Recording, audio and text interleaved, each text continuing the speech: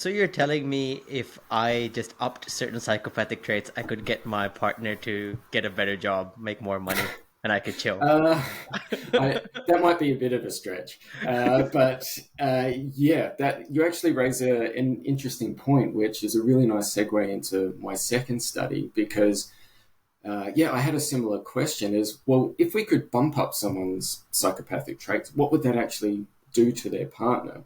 And it's not something we could feasibly or ethically do. Like Yeah, we can, that- we could not recruit people and try and manipulate their psychopathy just to see what it does to their partner. Like that is just not a good thing. However, there are some statistical and methodological techniques we can use that simulates that. So for my second study, I wanted to expand the range of, I guess, well-being indicators we were looking at just beyond relationship satisfaction. I wanted to look at self-esteem, life satisfaction, psychological distress, like a broad range of things, and try and go beyond kind of just looking at associations and correlations as well. So Professor Joe Babulia at Tehedinga Vic Uni, is a big champion of causal inference methods, and he has developed some very technical and complex models that allows us to simulate experiments. So while we can't manipulate in the real world someone's psychopathic traits, what we can do is kind of what you were mentioning before is if we've got a big data set and we use the New Zealand Attitudes and Values Study data set again, which has got, thousands of couples in it, and it's been going for 15 years, so we've got a really long period of time we can look at, and we've got all of this great data. We can actually, with machine learning and other techniques, say if this person, say, scored 6 out of 10 in psychopathy, what would happen if we increased it to 7 out of 10 and then measured partner well-being the following year? Would their partner well-being go down? Would it go up? Would it stay the same? And we can compare that to models where no change to psychopathy is made. So that's basically what we've done in this second study. And we first ran a 3-wave study where we kind of measured baseline variables in the first wave. In the second wave, we increased one member of her partner's psychopathic traits by 1 unit, measurement unit. And then in the third wave, we looked at partner wellbeing variables. And what we found is that looking at kind of the traits, like the individual traits that make up psychopathy, we didn't really find any kind of meaningful impacts on partner well-being. But looking at psychopathy as a whole, so all the traits put together, we found that it increased relationship conflict, it increased partner anxiety, and it, strangely enough, increased partner self-esteem as well. Hmm. So, we've found, in a way, kind of replicating what we found in the first study of a strangely unintuitive positive impact over the course of a year. And there could be lots of reasons for that. It could be, there's a thing called social comparison theory, which says that, if you're around people that are, you hold in high esteem, it can have a positive impact on you. And so it could be the case that if, your partner, is more charming or, that the more positive aspects of psychopathy, it could, reflect positively on you, or you could think, oh, I'm with this person and, that's improved my self-esteem. I feel better about myself. But we don't actually know the mechanism. That's just speculation. But interestingly, we did a follow-up study looking at 6 waves. So rather than just increasing psychopathy by 1 measurement unit for 1 year, we did it for 4 years and then measured partner wellbeing in the 6th year. And we found that the individual traits, there were lots of impacts. They were generally negative as well. The kind of low stress, low anxiety, and low kind of depression type trait had a few positive impacts on partner well-being, so higher life satisfaction.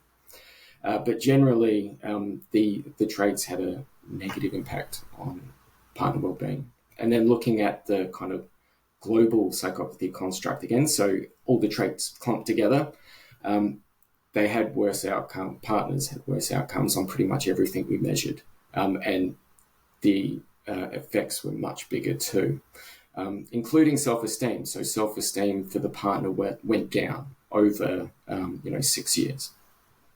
So what this study shows is that there's something about the convergence of traits. If someone were to increase on all of them, that has a much bigger impact than just some individual traits. But then the harm to the partner really intensifies over time.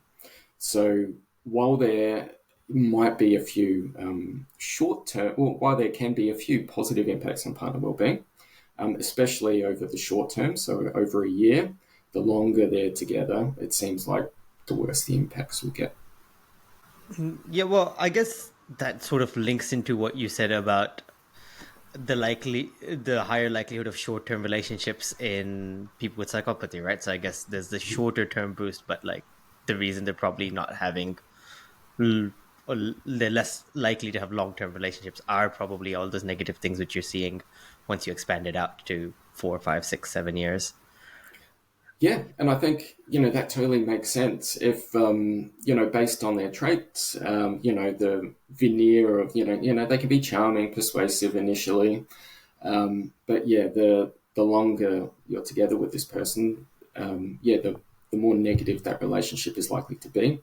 And, the more likely you are to probably end the relationship. Or if you do stay there, the more impactful in a bad way it can be for you. And before you were saying that, like, it also has negative impacts for like the person with like psychotic tendencies as well. Is that the case for them, that like the longer they're in a relationship, the worse it is for them as well? Yeah, so we didn't look at that specifically in the second study, although for the 3-wave model, we did run results looking at an individual's well-being as well. So, and we found similar things. So if psychopathy were to increase, it also has a negative impact, generally speaking, on that individual's well-being and satisfaction with the relationship as well. So it's not just, it appears as though it's not just a bad thing for the partner, but for the person themselves. But that wasn't a particular focus of this study. We were really interested in the partner in this case. So, okay, were you surprised by these results? In the sense, were they like sort of different from what you were expecting?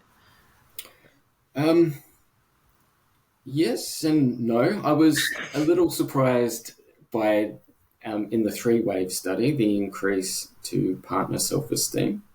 But I think in light of, the types of characteristics that make up psychopathy, it isn't like 100% negative, or what, society would deem to be negative. Like there can be some aspects that can be positive in some instances. So there can, I guess there can be some explanations for why we might then find some positive outcomes.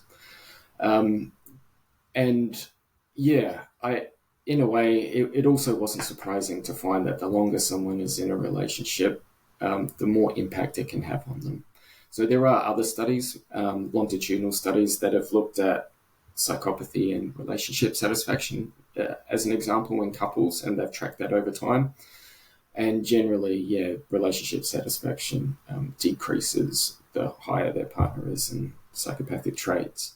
So I guess this research supports and I guess expands what's come before, and that it's starting to paint a picture that, psychopathy isn't all bad, but it generally is. And within relationships, the longer you're in that relationship, the more likely the harms are to be greater. But it doesn't just affect relationship satisfaction. it affects self-esteem, life satisfaction, anxiety, and depression, like a broad range of things. Yeah. Was that was that different for like different types of partners, or like was that just like broadly for like what I mean is for people who have for the partners who have like varying levels of well-being, like were the effects different? Oh, so we looked at kind of aggregated effects. So we looked at effect. We didn't look at individual couples, and we didn't, I guess, try and group them by type. It's just a general effect. Yeah. So generally speaking, as psychopathic traits increase, partner well-being generally decreases, and yeah, that includes those that were higher and lower as well. But that's a really interesting point, and there I would assume there could be differences in those that started off lower, maybe don't go down as much, and Yeah. but it could be the opposite. Yeah, like I wonder whether people with lower would like initially have like a higher spike and then it would be like an even bigger drop or something. Yeah, possibly. But yeah, we just don't know at this stage.